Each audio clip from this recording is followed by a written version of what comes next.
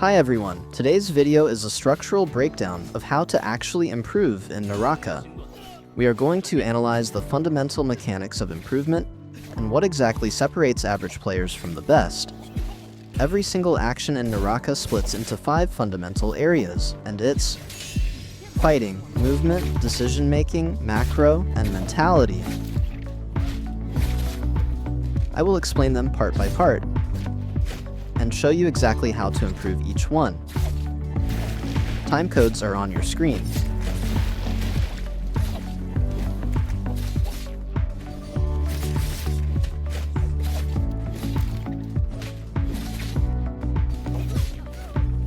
But before we dive into specifics, I want to explain how getting better actually works. Let's look at Chinese top players. Most of them consistently hold their spots at the top of the CN Immortal War leaderboards, where the competition is completely insane. What separates a top 10 player from an average one? To understand this, imagine those 5 skills I just mentioned as boxes. Let's look at how these boxes fill up as you climb the ranks. Average players usually have okay fighting box, while the rest are completely empty or weak. Top 500 get a couple of okay boxes, which gives them some basic consistency. At top 300, all 5 boxes become generally good, but still, they haven't fully mastered a single one. At top 100, players usually get stuck. They have one box completely maxed out, like insane mechanics, but because their other box is not mastered, they can't climb any higher. And why that happens, I'll explain right after the chart.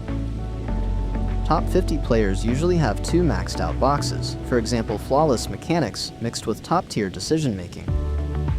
At top 25 they have 3 or more full boxes. These guys are incredibly well rounded. And finally the pros, they have all 5 boxes maxed out. But they aren't all identical. Some players have overflowed boxes, like 120% in mechanics, or decision making, or movement, while keeping everything else at a good level. Now look at China. There are players like Y.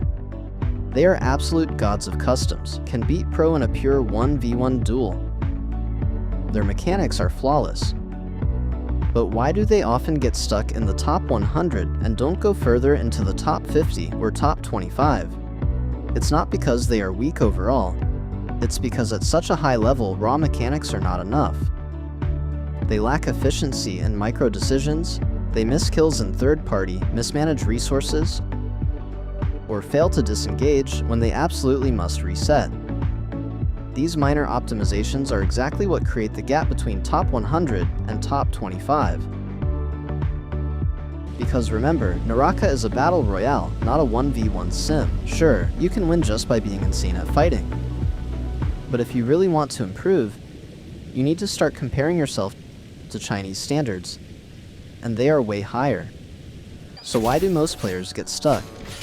It's the autopilot trap, and it happens to everyone no matter the rank. Everyone has different flaws, whether it's bad fighting, bad movement, or poor decision making. And these micro errors are exactly why they lose, but when it's time to see what went wrong, most players just pretend that they get it. They say, "It's okay, I know why I died," but they don't actually try to fix anything. They tell themselves, "I analyzed it," but their brain never truly processed the mistake. As a result, they make the same error in the very next match. It doesn't mean they are bad players, it just means their progress has stopped. But here is the problem. For those who play outside the China, evaluating your actual skill can be difficult. Ranked rewards playtime, not improvement. On top of that, the general skill ceiling and level of competition are simply lower. To understand where you truly stand, why you get stuck, and what your bottlenecks are, you should play some local tournaments such as scrims. This is practice under authentic tournament conditions, using the latest NBPL scoring systems and rules. In tournaments, lobby density and player behavior change completely. One mistake can cost you the game, and placing top requires every skill. My primary recommendation is, record all your scrims and matches, but don't just watch your POV, review your replay side by side with the tournament broadcast. Also take full advantage of Naraka's recent replay feature. which lets you spectate everyone in the lobby. Compare your limited screen perspective with the actual macro reality of the map. With the ability to track everyone's positioning, it is now easier to analyze your games and mark where your decisions misaligned with the match logic. Review will expose the biggest gaps in your mechanics and everything else. Once you use this method to pinpoint exactly which boxes is lagging behind, you can stop wasting time and start fixing it. So, let's dive into them part by part. If your mechanical box is low, grind 1v1 customs to fix your errors. Practice your spacing, parrying, punishes, and timings in general. While you're practicing those fundamentals, remember the most important one that most players completely overlook. Pressuring isn't just a playstyle, it is a core combat mechanic. Priority and pressuring go hand in hand. If you play passively, your opponent will take priority over you. Once you lose that priority, you'll be the one panicking and losing the engagement. However, the moment you apply heavy pressure, even mechanically strong players will start making execution errors. They will hesitate to go for punishes, panic release their blue focus attack at highly predictable moments, or desperately spam hold checks trying to catch you off guard. Honestly, reading and understanding your opponent's mental patterns under pressure is complicated and comes entirely with experience. Maybe I'll break that down in a separate video. Also, huge mistake is relying too much on blue focus attacks. It feels safe, but good players will just predict and punish you. Like pro players told, you need to build better fundamentals instead of relying on blue focus. Try using fewer blue attacks. In practice, it forces you to learn real spacing, better catches, and clean punishes. By the way, priority starts before the melee fight even begins. Ranged weapon, combined with good spacing, gives you a huge advantage in a fight. If you want to know how to use ranged weapons to put pressure on your opponent, check out my dedicated guide on ranged guns. The link will be in description, or top right corner of the video. Also, before jumping into real matches, always spend some time in free training to warm up. Around 30 minutes is ideal. You can do less if you're feeling confident, or stay longer if something feels off. But don't just use free training to mindlessly hit bot, use it to fix your specific mistakes. Everyone's flaws are different, so your practice should be too. If your replays show that you're always getting caught on dodge, you need to spend some time practicing it. If messing up your wake-ups, I recommend checking out my guide on wake-up techs. The same applies if you miss your catch timings or struggle with spacing and punishes. Use it to test the perfect range of your weapons. Practice maintaining the right distance, baiting enemy whiffs, and catching cleanly. And don't ignore your parries. If you keep failing to parry specific blues, practice those exact timings until they become muscle memory. Focus on your own weak spots and fix them one by one. Messing up is the whole point of training. Before making any move in Naraka, top-tier players instantly check one fundamental metric. Am I winning or losing this exact moment? Am I in an advantageous position or a disadvantageous one? If you have the advantage, you go with decision A. If you are at a disadvantage, you switch to decision B. It sounds incredibly simple, but average players completely skip this evaluation. They act on emotion and autopilot. To fix this, we need to split your decision-making into two distinct areas: combat decisions and game decisions.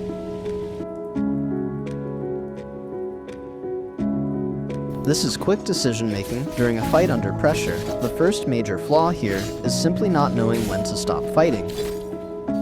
When players lose priority and things go wrong, they keep playing on autopilot. Instead of backing off to recover, they just keep fighting and die. You have to accept a simple truth. If you are losing, you need to do everything possible to escape. But recognizing that you need to back off is only half of it. When the pressure hits, average players often get lost, mess up their movement, and get chased down. Escaping is about creating enough range to force a reset. To do that, you'll need to break line of sight and grapple away or scale rush, just enough to safely pop an armor powder without getting interrupted. Knowing when to run away doesn't matter if you physically don't know how to execute the escape properly.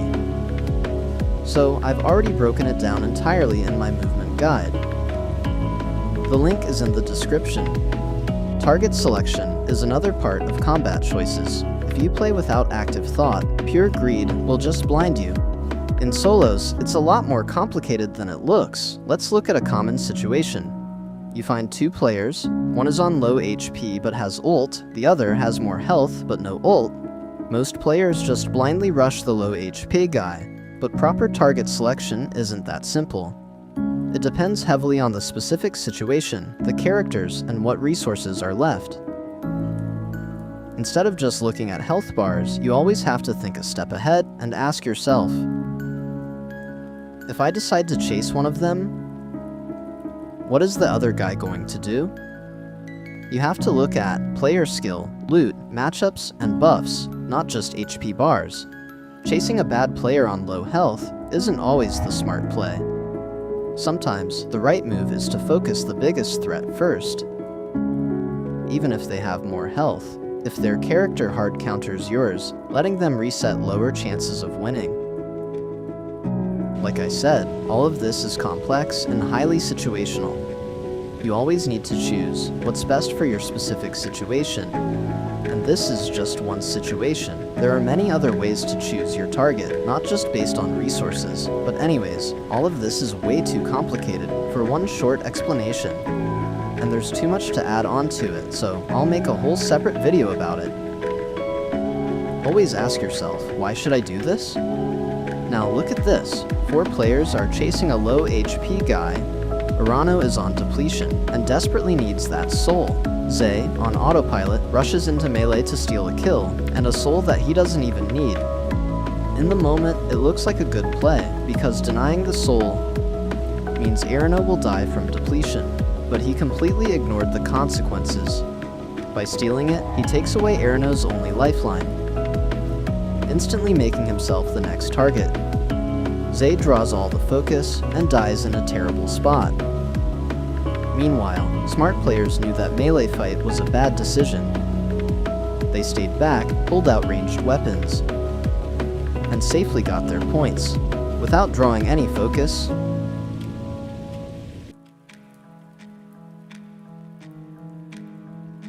Game decision-making is the bridge between a raw fight and global strategy. It's about acting with a clear plan for the next few minutes, rather than moving blindly. The main mistake here is entering an area without a plan. A top-tier player constantly tracks the environment to keep the advantage. Before a fight even starts, you need to note nearby fireflies, ballistas, or armor swaps. Knowing where these resources are can completely turn a losing situation around. Look at this as an example. Instead of panic ulting, he backs off, deals some cheap damage, and grabs a quick armor swap to win a fight that seemed completely lost.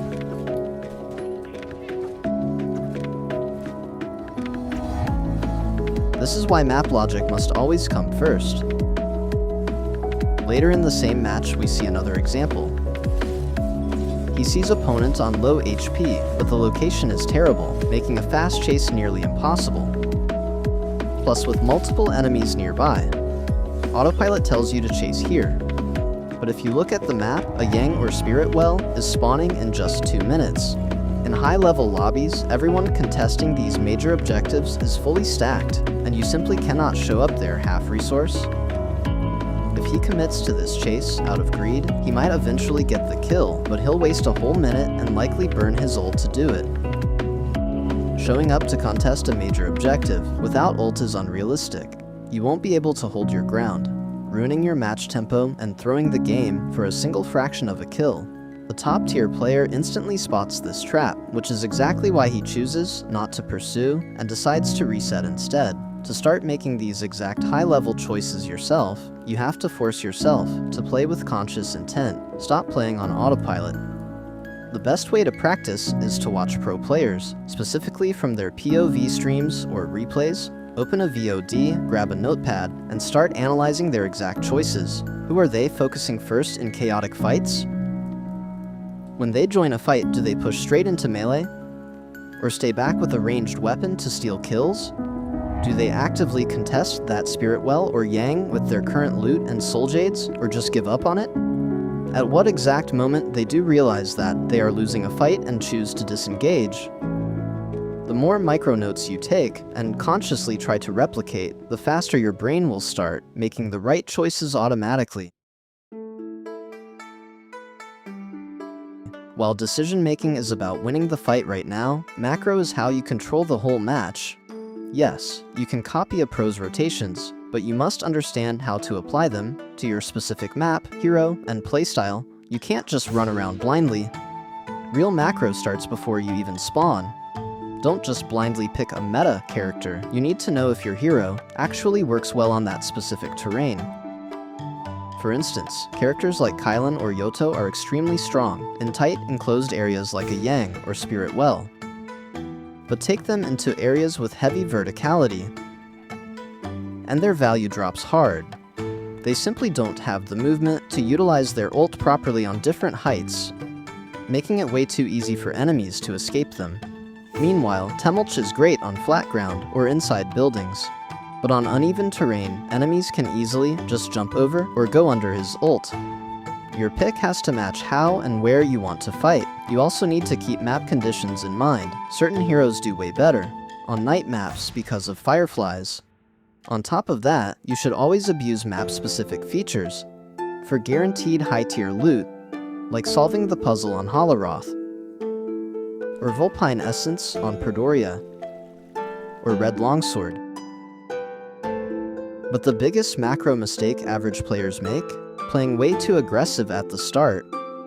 You don't need to jump into a chaotic RNG hot drop. It's better to land with just 1 or 2 players nearby. This lets you get a safe kill or 2 by purple armor, and comfortably wait for the Yang spawn. So yeah, macro is mostly about that choice, and it decides how you play the whole match.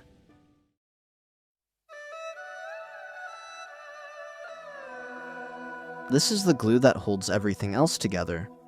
You can have insane mechanics and flawless macro, but if your mentality box breaks, your other 4 boxes immediately collapse.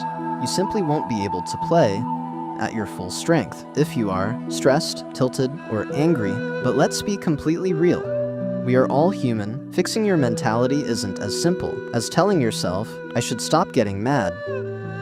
That's not how it works. Tilting is a natural reaction, and different situations trigger different emotions. The goal isn't to become an emotionless robot, it's about understanding why you are getting frustrated, so you can control it before it ruins your gameplay. When players lose badly or get completely outplayed, they start coping by blaming the opponent for cheating or other things. This is the worst thing you can do. Making excuses might protect your ego in the short term, but it completely freezes your growth. Your progress stops dead until you finally accept the harsh truth. It was pure skill, and they were simply better than you. The ultimate bottleneck in Naraka? Letting random variables break your focus. When you suddenly die to a third party, an opponent's terrible target selection, completely brainless play, or just a loot diff, it is incredibly easy to lose your concentration. You hyper-fixate on absolute nonsense, like, how did I just lose to this guy? To stop this from destroying your game, you need to break the cycle immediately. Take a deep, strong breath for 4 seconds, hold it, and exhale for another 4 seconds. Do this a few times. It forces oxygen back into your brain and resets your cognitive functions. The goal here is to shift your mind away from how you lost and force it to think about what to do next. Say to yourself, I will look at this in the replay later, and snap your focus back to the current game. No complaining, no analyzing mid-match. To truly fix your mentality, you must separate the process from the result. You can make the 100% correct macro and micro decisions, and still die to completely random factors. If you made the right tactical choice but lost, do not tilt. You did your job. You only have the right to be angry at yourself. When you make a bad decision, focus on playing correctly, not just on winning the fight. This is exactly why I don't recommend over-analyzing ranked matches on regions outside of China. Most players in those regions play completely brainlessly. If you waste your mental capacity worrying about their mindless plays, nothing will change for you.